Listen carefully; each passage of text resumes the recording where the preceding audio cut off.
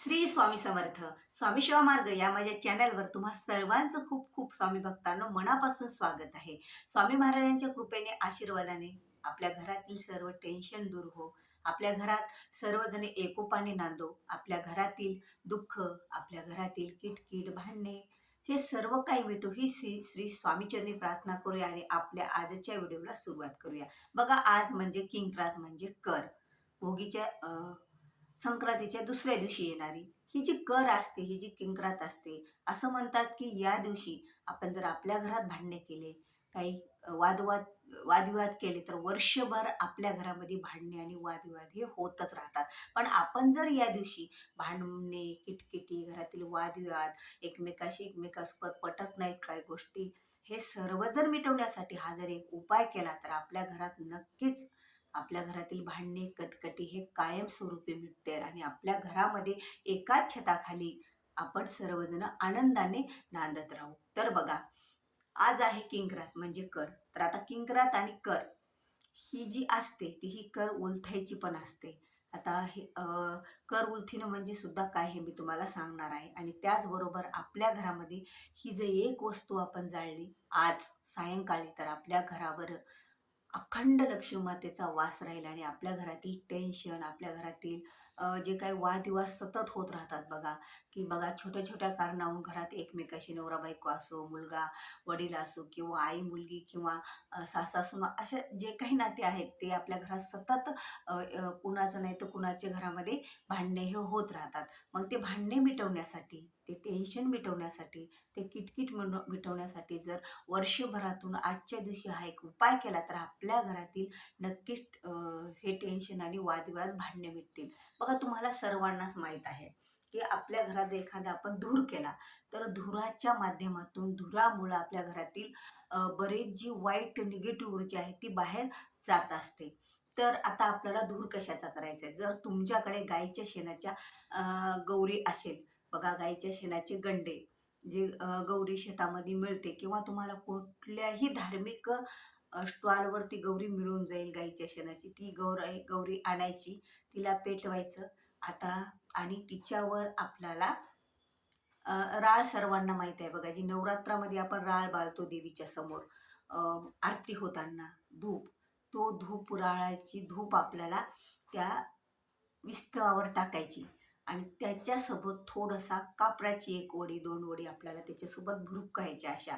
आणि मग सुरुवात करायची आपल्या देवघरापासून, मग नंतर किचन रूम, मग नंतर बेडरूम, हॉल, म्हणजे घराच्या बाहेर न जाता आपल्या घरातल्या घरातच हा धूर आपल्याला फिरवायचा आहे.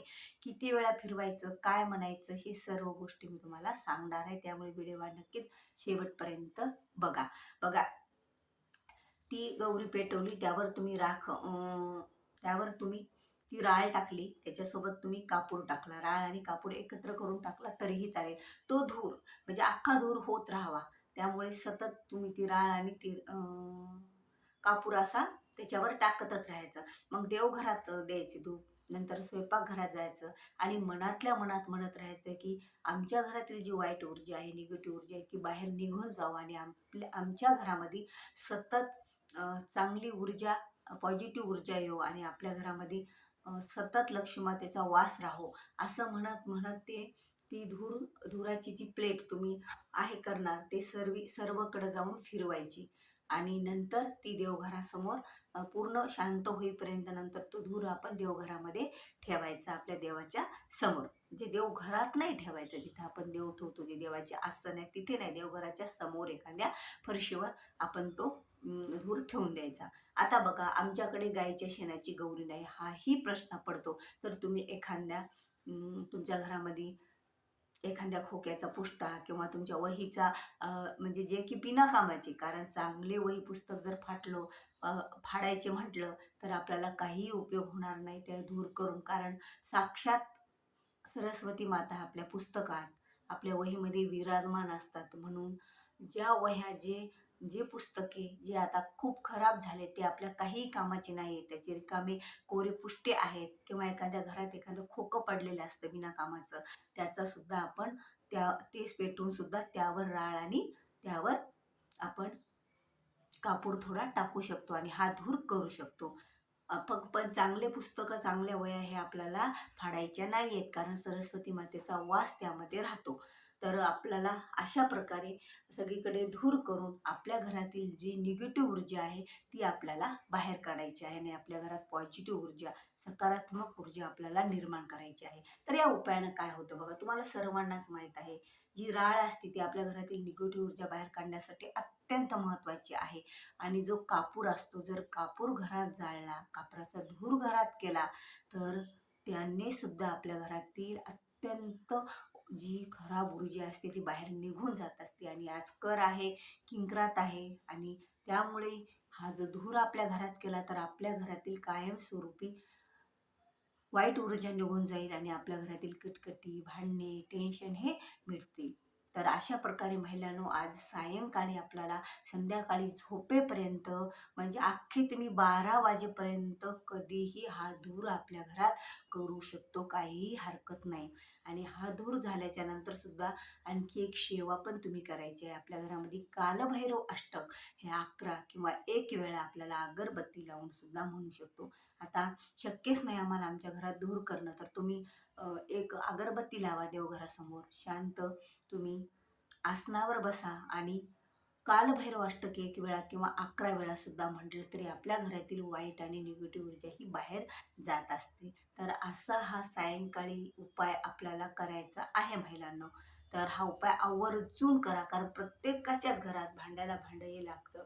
पण काही काही भांडणे अशी राहतात की ते आपलं घर विस्कळीत करून टाकायला सुद्धा कारणीभूत होतात. म्हणून आपल्याला ही छोटासा उपाय आपल्या घरामध्ये सायंकाळी करायचा आहे.